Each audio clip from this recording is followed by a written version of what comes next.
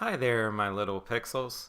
In this lesson, we're going to cover proper image selection and cropping, using the grid and rule of thirds with your hero image, reviewing layer masks, smart objects, and adjustment layers in Photoshop, how to put together a multi-image composition, image compositions with background vector shape, image compositions that use shape and icon pattern, how to do gradient mapping, halftones, and what a double exposure is in Photoshop.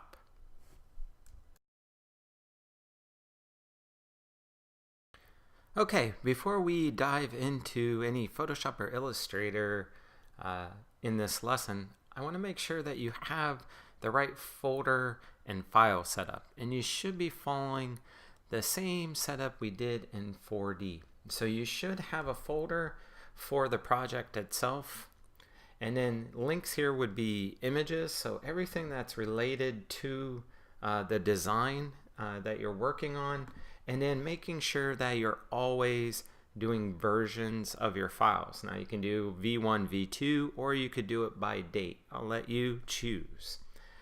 And if you haven't been doing that, there's an easy and quick solution how to get it set up. And in Illustrator, if I've done a big layout like you see for our image style guide, and I have my files all over the place where images are in folders in 3 different locations, if you just go under File and do Package, this will collect all your links and put them into one place. So this is a good practice in case you get folders everywhere. Just do File, Package, and it'll pull all your resources together. And you could do the same thing in After Effects. So just make sure your folders and files are all set up and ready to go. So let's talk about image selection and cropping and how it's a really important tool for the designer to understand and execute. When I'm talking about image selection, it's just simply understanding the difference between a professional photograph and a picture. And when you're collecting your images to put your hero image together or just your entire web page, it's really important to know the difference. So when I'm talking about a photograph, just simply talking about a professionally shot image. And you can tell the difference in our cat dress young lady here and how it's professionally composed, well lit, and shot appropriately. And then the difference in a picture. So again, it's framed, not the greatest, it's not well lit, and it has little things where like the numbers for the door is in the way. So again, just having a really good collection of professionally shot photographs, along with, you can work with pictures, it just takes a little more finesse in Photoshop to actually crop them to have you focus on the right things versus having like numbers in the corner. So when we're looking at cropping an image, this is a very powerful tool for a designer to be able to use. Here we have the whole image of the young lady in the dress, and this is fine if you want to use a whole image, but there is power in cropping by allowing us to look at certain parts of the image to help us focus on what we want to see. So for example here, if we did a tighter crop, it would focus more on our waistline, or if we did another crop on the side, it would help us focus on the purse.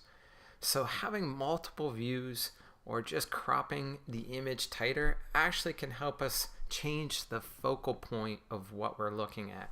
So for example here in this picture, what we have is an issue with, honestly, it was shot in front of a garage door. So the image of the young lady with the dress is kind of hip and fun. So I tried to do a tighter crop so I actually don't see the garage door in the back. So again, it's key to being able to focus on what you want to communicate and not always use the entire image that you see. So for example here, I could also just do a tighter crop on the mannequin if I wanted to, or even just the park bench, or even just the doorway. So again, you don't have to use the entire image to communicate your idea. And that's one of the most powerful tools for a graphic designer to understand.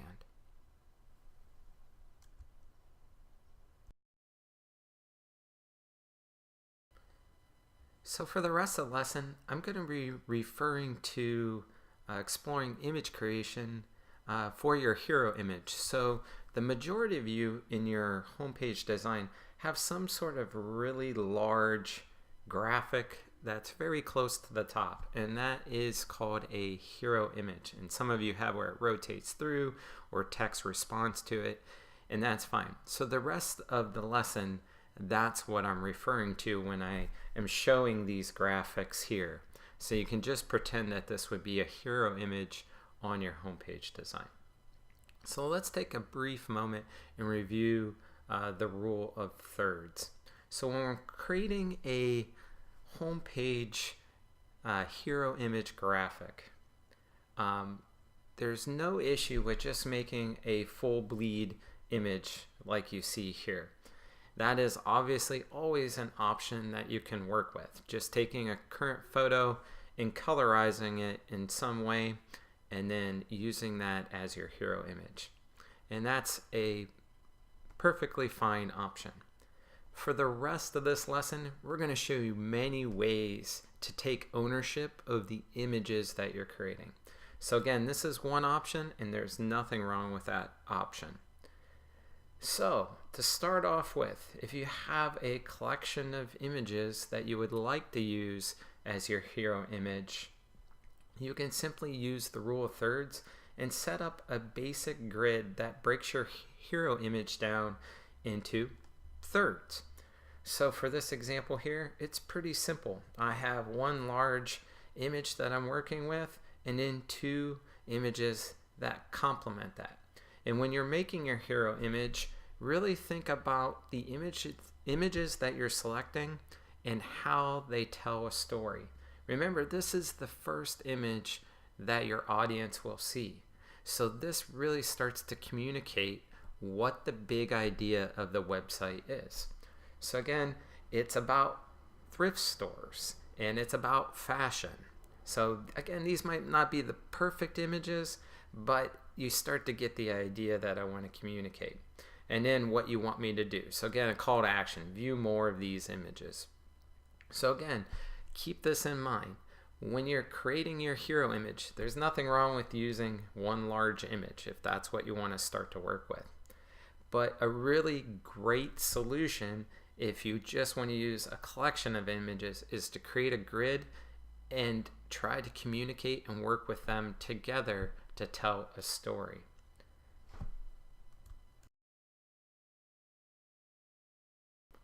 All right, so let's get started with the image making process. If you just want to dive into Illustrator and start to colorize your images based on your color palette, it's really, really easy to do. And I'm just going to deconstruct this hero image here and show you a few other examples. So in Illustrator, if you just create a gray box that sits in the background, and you can colorize that box, usually use about, I don't know, about 25% gray, but you can play around with the grayscale that you want because that brings different types of contrast into your image that you're creating. Then what I like to do is choose this image, choose your image, and then set it to luminosity. What this will do is actually strip any of the color and make it black and white without actually having to edit the Photoshop image. And then what I'll do is I will take my color palette color and overlay it, and then again under the transparency panel you can select color, and color will saturate it exactly to the color that you've chosen. So again, it's going to colorize it appropriately. So if you work with like saturation, it's going to layer it in, If I use like lighten, it usually washes it out. So just kind of play around with all the settings to get the look and feel that you want. But I highly recommend just using color, because it will take your black and white image and colorize it to the correct tone. So again, black and white, gray in the background, luminosity for your image, and then a color overlay is a really simple way to strip the color out of your images and colorize them. Another way is if you choose to do a full color photo, which we're not limiting you on, you need to make sure that they're consistent through your 30 possible images that you have. So one of the ways to do that, and this is kind of the inverse of what you just saw, is you have a color in the background and you simply do a luminosity, which brings that color through your image, so it sort of saturates what you're working with. And the same can be done with luminosity, with multiply. Excuse me. So you have the color field in the back, and you just simply overlay that image, again using the transparency and multiply. So that's a quick way to get started in colorizing your images and trying to get a consistent color tone through them. Now on to the clipping mask, and it's a really important technique to know how to do in Illustrator. I'm going to use our wonderful cat lady here and show how to crop that image tighter. So across the top here we have our full image, and again I only want a part of it. This is the size of the box that I want to work with. I just simply lay it on top of it, select the image behind it by holding Shift, hit Control click, and make clipping mask, and this crops your image. It doesn't matter what the color of the clipping mask is, it doesn't affect the overall image. If you double click it, this allows you to move and readjust your crop. So this again is really important to know how to do in Illustrator. Let's continue our multi-image exploration.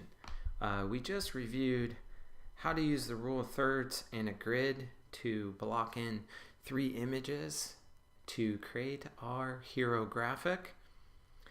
I'd like to show you a way that I really like to work with, and that's simply by cutting out images and using multiple images to create my hero graphic. So how you do that is by using 3 tools in Photoshop. The first tool being a smart object, then working with layer masks to actually cut the image out, and lastly using a adjustment layer to make that image black and white. So let's jump over to Photoshop and I'll go through how to cut out our cat lady. So you can just work along with me by selecting a image that you would like to use in your hero graphic. So once you open it, you may have it as a locked background. You just want to double click this and make it a layer, and then hit Control click and convert it to a smart object. So every image you use on your website, I want you to convert to a smart object, because we'll be able to then add adjustment layers and different types of filters to that without actually being destructive to our image. So the whole goal of working non-destructively is making sure we're not editing the image itself, but adding layers to that we can turn on and off or adjust as we go. So go more in depth in that as we continue.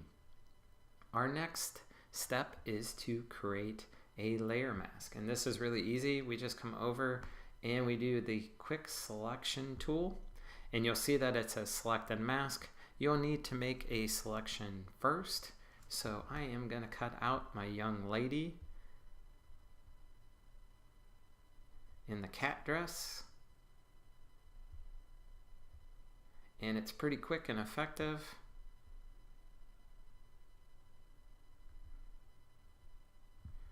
And you'll get something like this, and then I'll hit select and mask. And you'll probably see this in your image as well. I'm gonna increase the size of my brush, come in, and the things that I missed are kind of transparent, so I just wanna go through here and make sure I have a good selection made of my cat lady. And you can see, if you look really closely, that this has some of the background in place and definitely down here.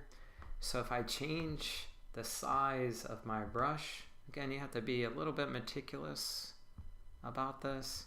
Come in and hit the option tool. It will take away that background. So again, sometimes we get a little too much, so we have to let option go and kind of re-select the boots, for example. And again, I want to come up here and do the same. It's a little too big of a brush. You can go down to 1 pixel in size, which some of you might have to do. So again, if you hold down option, it will cut it out. If you let go of option, it will paint it back in. So once I have a good selection made, what I want to do is output to, and this is really crucial, output to a layer mask and hit OK. So now I have a perfectly cut out image. So anywhere on your web page design, you could do the production of cutting out all the images that you would like to do. And this allows us to cut out an image and then in Illustrator put it on a color background or put it on top of another image. The last step I want to do is add an adjustment layer. And again, it's under Window, Adjustments, if you don't have the palette up, and we have all these options. I'm just simply going to work with black and white, and this will make an adjustment layer, and just make sure that you attach it to the image. Get in the habit of doing that by clicking this button here, and this will convert our image to black and white. And then the last step we want to do is do a save as. So every time you're cutting out an image, just make it its own PSD file, so that you can edit it out of Illustrator at any point in time. So I'm just going to call it cat dress cutout, hit save.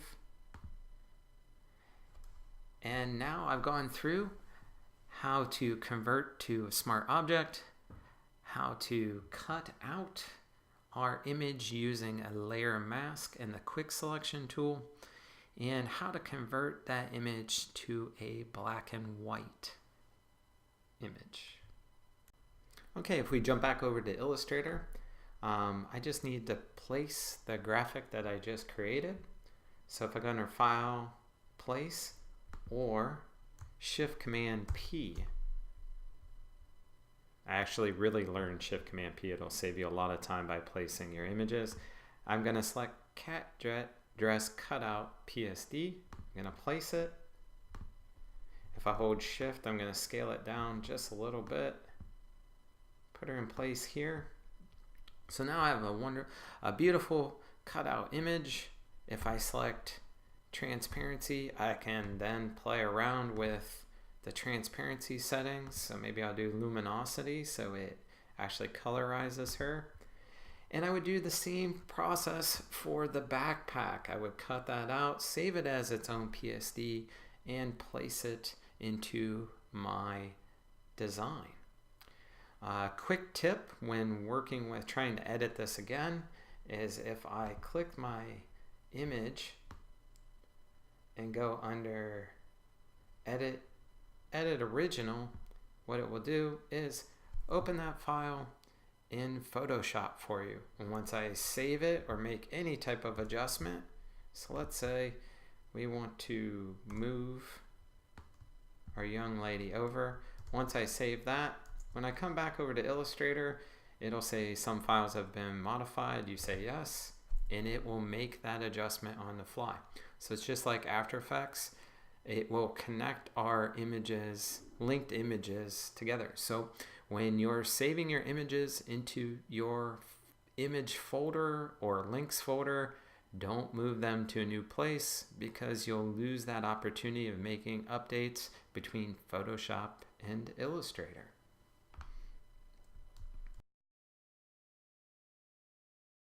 So we've been working with cutting out an image and then layering that black and white image into a solid color background in Illustrator, and doing that with multiple images. I want to go over how to make a two-color image like you see here, where the background in Illustrator is set to one color and the foreground image is set to another. So you're going to have to work with Illustrator and Photoshop together, and it's actually really easy to accomplish. So first thing you want to do is simply make your color background in Illustrator, and then we're going to jump over to Photoshop. Have your image in Photoshop cut out, or at least try to push the background back so that you have a focal point, or crop it so that I have a focal point on what you want me to see. Once I have that in place, what I'll want to do is select the layer mask. So once I click on that, if I hit Command click, it makes a direct selection of your object. Then to colorize it, it's really simple. If I do create a solid fill color layer, I can come in and select the color I'd like to make it. So let's make it like a teal. Yeah, that'll work. Hit OK. And then the last step that you'll have to do is fill it in the layer style to a color. And then once you've done that, just make sure that you save it. So do a save as. I'm going to call it backpack color. Hit save. Make sure you save it in your links or images file folders. Jump back over to Illustrator. To do the jumping back and forth, you hit Command Tab and you can select between the different programs. So it's really quick and kind of easy way to go back and forth. If I hit Shift Command P, it allows me to place it, or again under File, it has Place. And I'm going to do backpack color, place that. Again, hold Shift, scale it way down. And this is how you create a two-tone color effect. Have the background color in Illustrator and then colorize that image in Photoshop. We just completed doing multiple cut out objects with a solid color background. Next step you could possibly explore is taking that background and breaking it into multiple shapes. So when I mean multiple shapes, is just using rectangles and squares as a way to break the design into a more dynamic possible solution. So here we just break it in half and really work with symmetry and balance. In this design, working with the rule of thirds.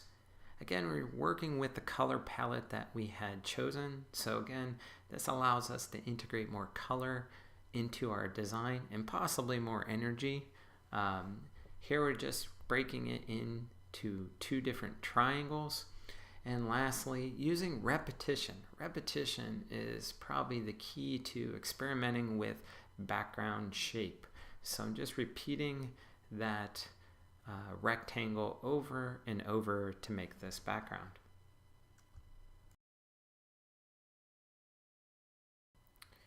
So the shape and line composition is probably one of the most challenging of our examples. Here's a few tips on how to approach it.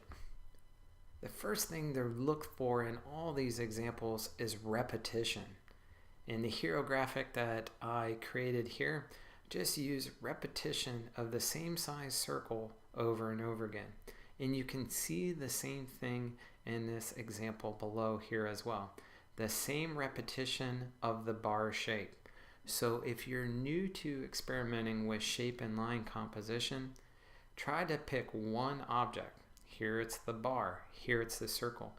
Keep it the same size and use repetition, and then change the color like they've done here, or change it from a solid to a line element. And this will get you started in the right direction to experiment with. I would not recommend to start off where you use circles and bars and lines. Maybe working up to that, but let's start really simply with one shape and using repetition to create your overall design. Actually, repetition and scale. So that's the same with this design here, is they're just using repetition and scale of the circle to create their composition.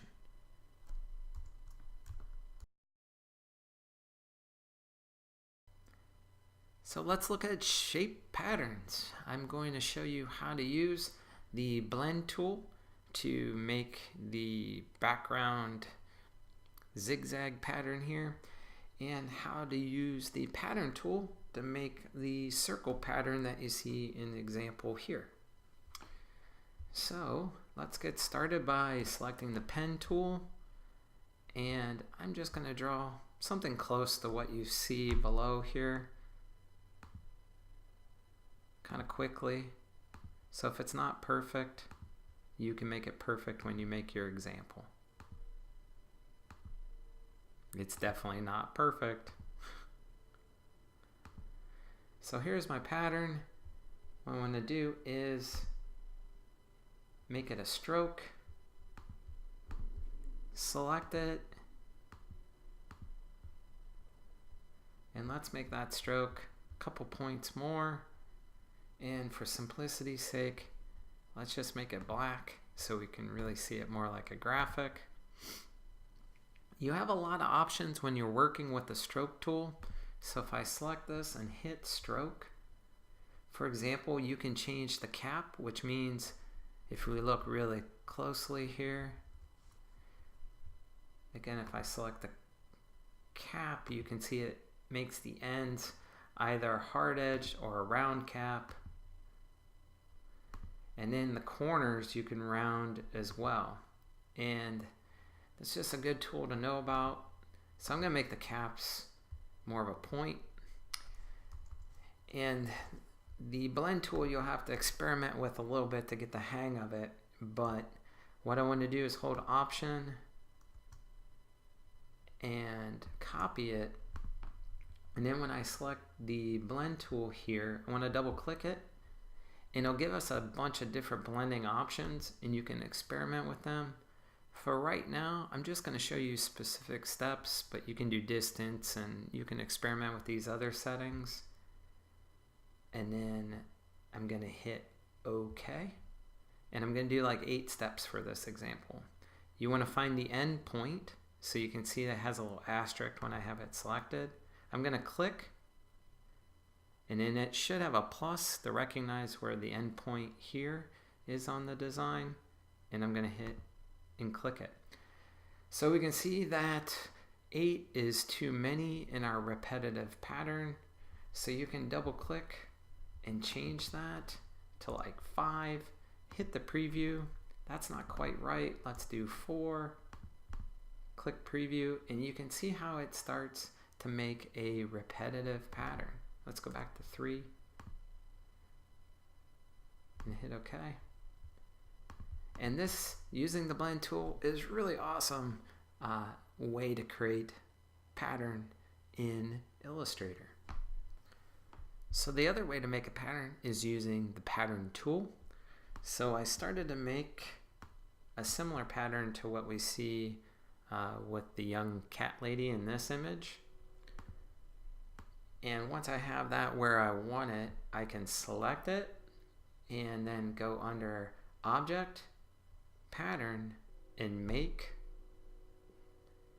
And what this will do is it will create a pattern out of the shapes pattern that you started to make. And you can select grid, brick by row, brick by column, how much you want to offset it. So again, you just kind of experiment till you get it exactly the way you want it to look. You can do how many copies you want it to make. And once you're done, you do save a copy, and I'll call it green dot, and hit OK. And then when I'm done with it, hit done. Just going to get rid of the box here.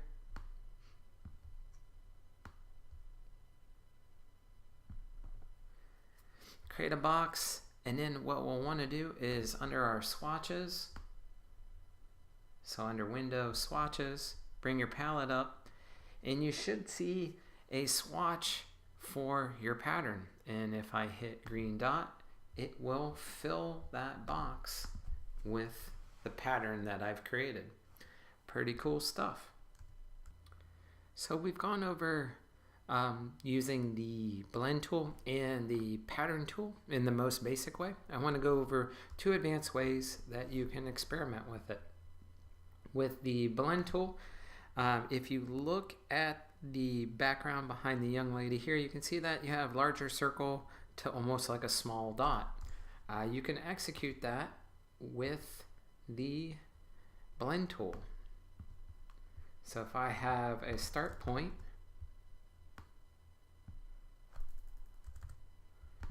that is a larger circle, and go to a smaller circle, select the blend tool, hit one point here, hit the next point here, you can see that it'll transition in size.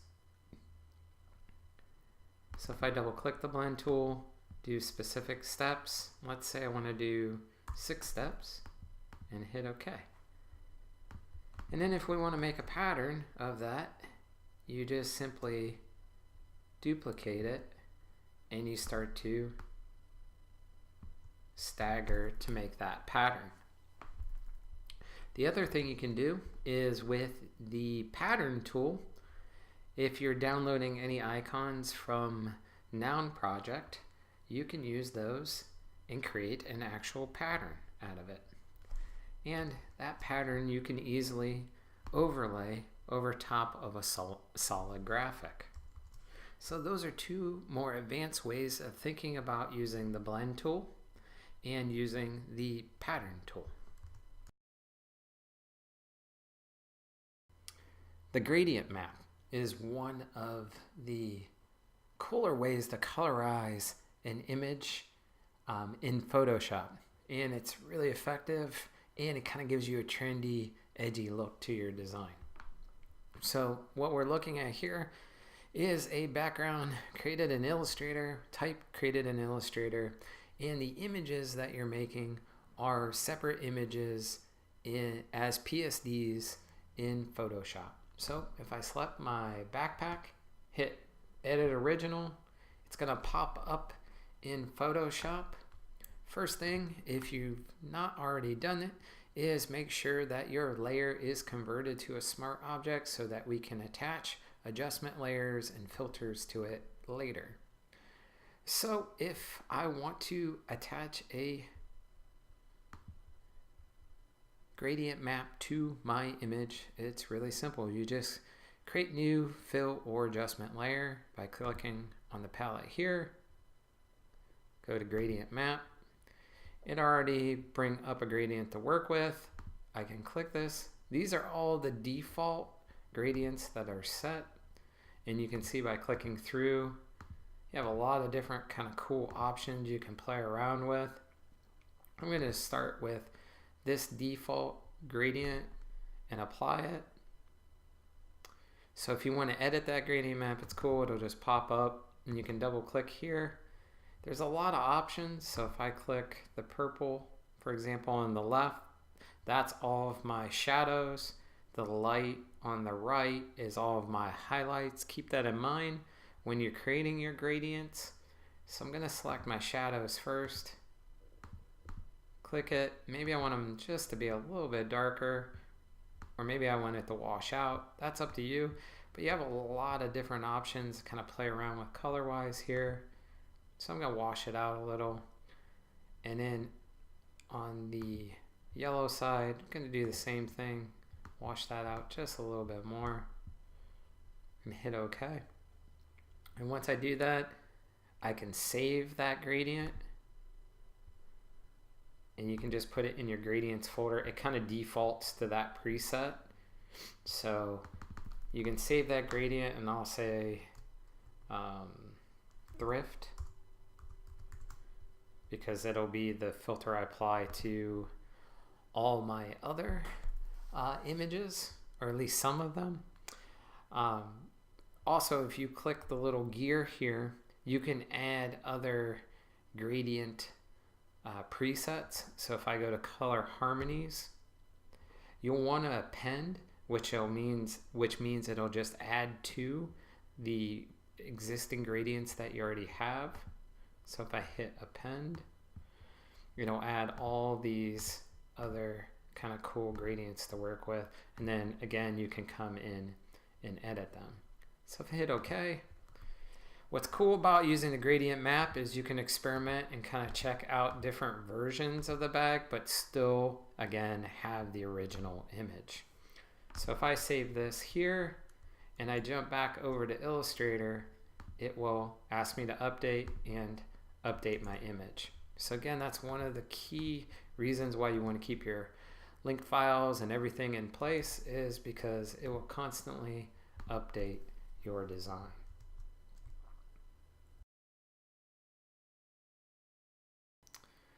Okay, let's talk about creating an advanced gradient map combination of two images. It's pretty much the same process as the backpack image. So you'll start with a background image, if you want to work along with me, that is not cut out, and then have a foreground image that is cut out. And it's pretty simple. You just apply the gradient map that you want color-wise to the background. Now if you double click the gradient map, the property will pop up. You might end up getting something like this when you apply the gradient map, and you'll just want to reverse it so you get the inverse of the image. So this is really useful to make sure you know where this button is, so you can change how the gradient is applied really easily. Then I have my foreground image, and if I want to add a gradient map to that, do like so. Now the key is to make sure you add the adjustment, attach the adjustment layer to the actual foreground image. So if we don't, it colorizes the whole entire image to black and white. But when we attach it, it allows us to just colorize the foreground image. The same process can also be applied to an image that is not cut out. So we can just import and try to find a nice proportion to the actual image itself in the background. And you can do the same thing where we just attach a gradient map to the foreground image. So again, it doesn't have to be cut out for it to work. It just looks a little bit cleaner if that's an option.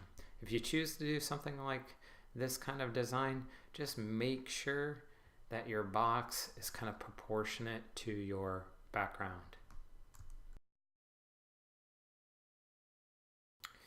Double exposure is another way to create a dynamic image for your hero graphic. I'm going to go over how these images were made, and the same process here pretty much applies to the examples you see below. So if I click the image, we've been going to edit original, but also if you click it, you can hit that same button in the corner And I'll do the second image as well. So you can see here how we're using color fills, which is very similar to how we did gradient maps. So I'm just going to go through how to actually build this image. So first thing you want to do, I'll just shut off our young cat lady, is we have our background image in place. I'm just going to simply strip the color out of it using a black and white adjustment layer. When we create that adjustment layer, just make sure that you're attaching it to the image below it. And then what I'd like to do is add a solid color fill to it. So for this example, have like kind of an aqua color to it, so I'll hit OK. And to get the fill to work, you go under the layer style and make sure you select color. So color will do the most natural duotone or two color of the image. Again, you have all these options, so you could do overlay, lighten, whatever kind of style you think would work best for your design. And so I think actually let's just stick with color for right now and then add our second image. So the same process applies, but there is an issue with overlaying the second color that happens exactly the same as the gradient map. So when I add the color here, it's going to make it go, I strip the color with the black and white adjustment layer. When I add the color to it, this time it works because I actually have a layer mask selection. So there's two ways you can do this, and I'm going to go over both ways. The first way is to, and it's a little bit of a hack, if I make a solid color, let's make it kind of a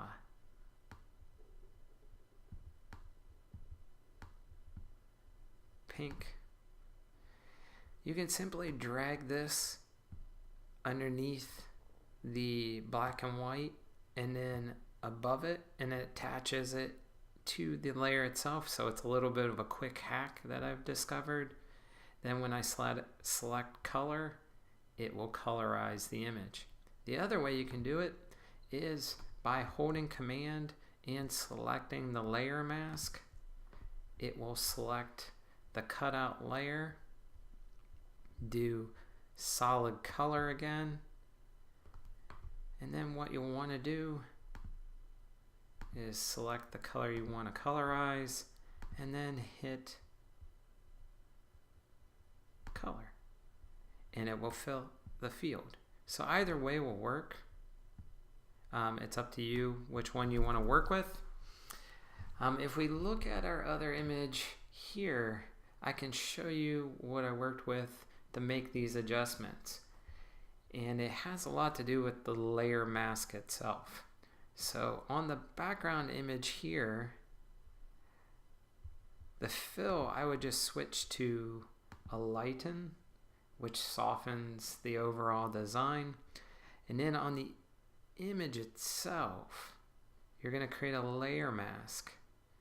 And because the background is white, if I come in with a brush, which is a big part of kind of retouching and working your images, what I'm going to do is start to fade out behind her so she kind of comes to the foreground.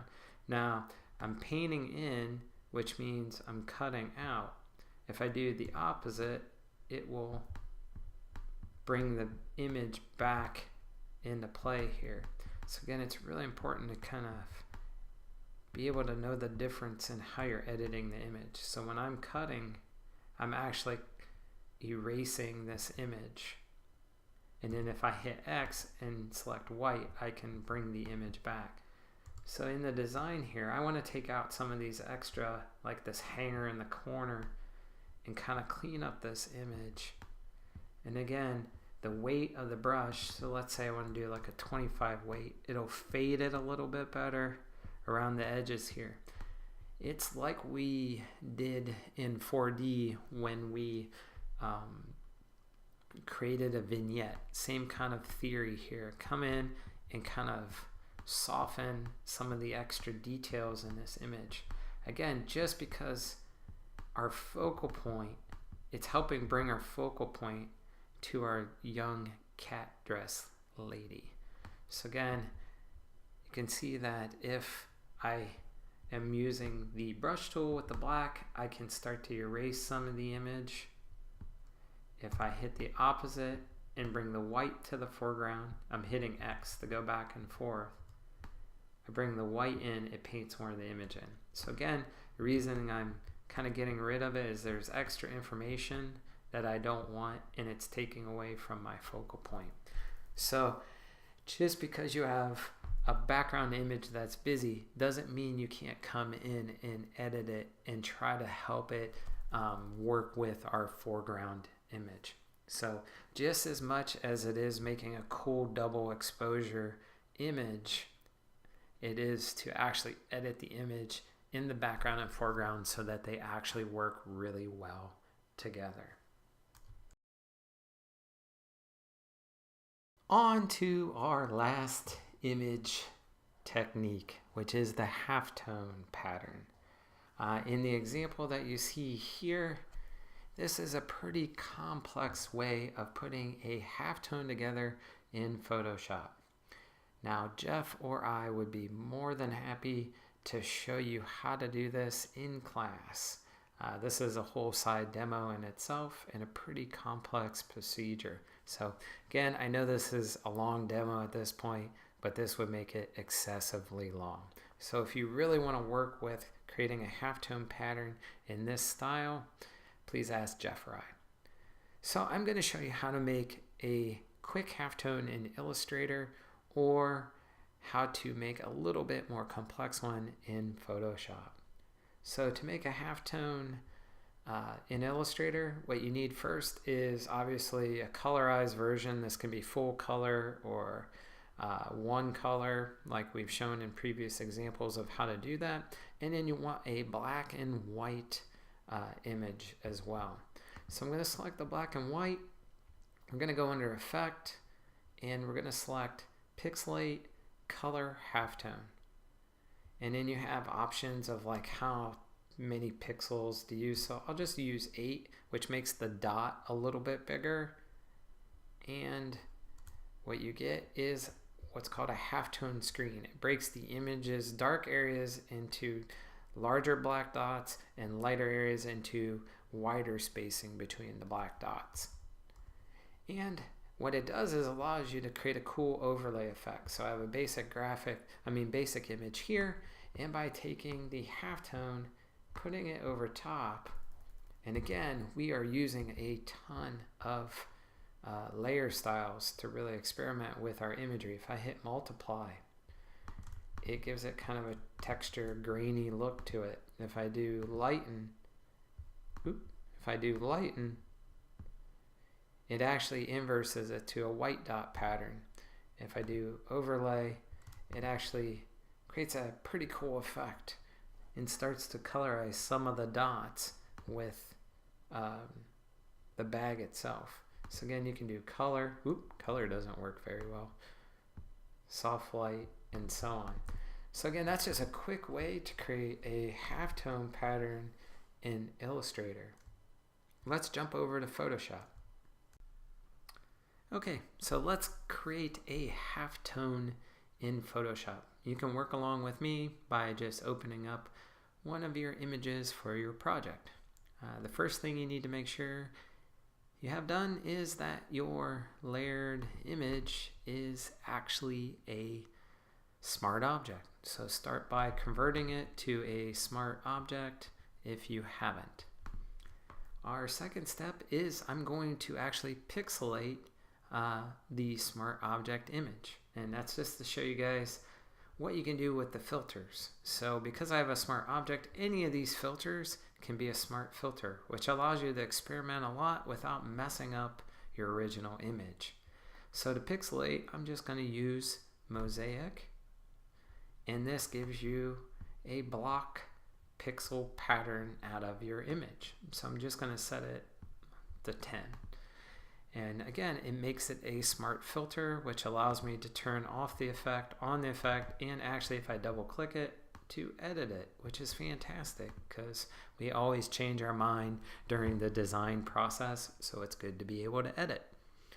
So now that I have it pixelated, our next step is actually making the halftone pattern, which will be a similar process to what we did in making a pattern in Illustrator.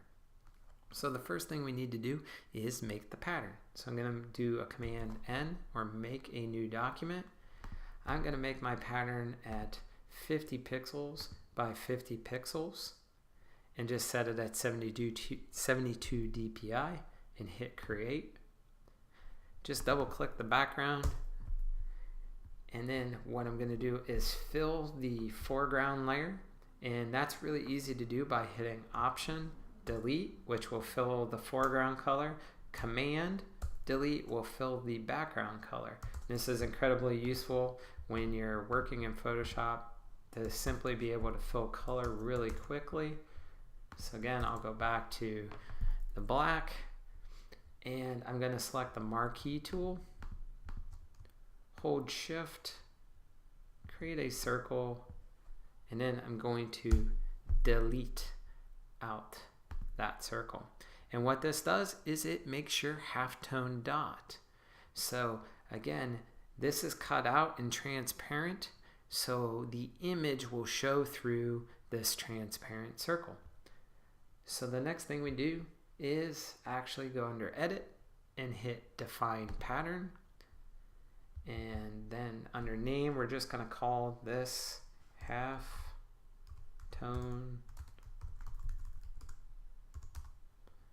Pattern and hit OK. Then we'll go back to our original image here, go under FX, do Pattern Overlay, and then you can click on it here, and I have a couple already preset, and I'm going to click Halftone Pattern,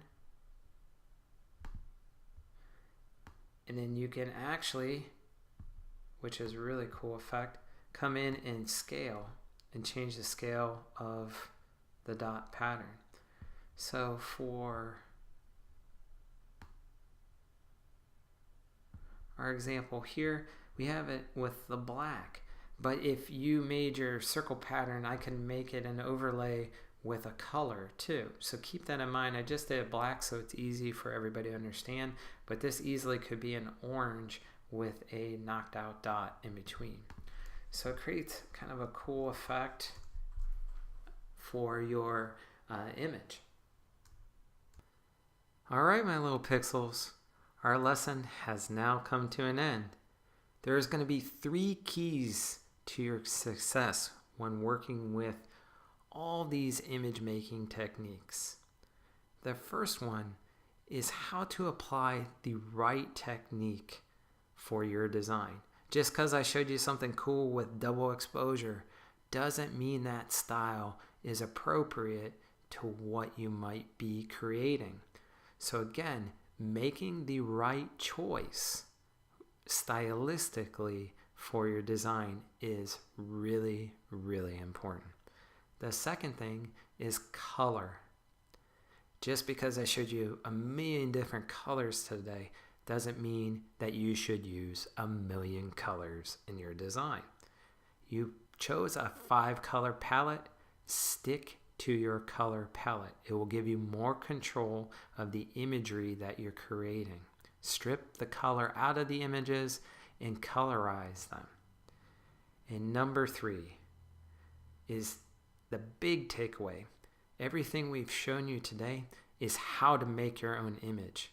Just because you're collecting them online and wherever else you can find them, by the time you cut them out, colorize them, and recompose them, you've created something that is your own.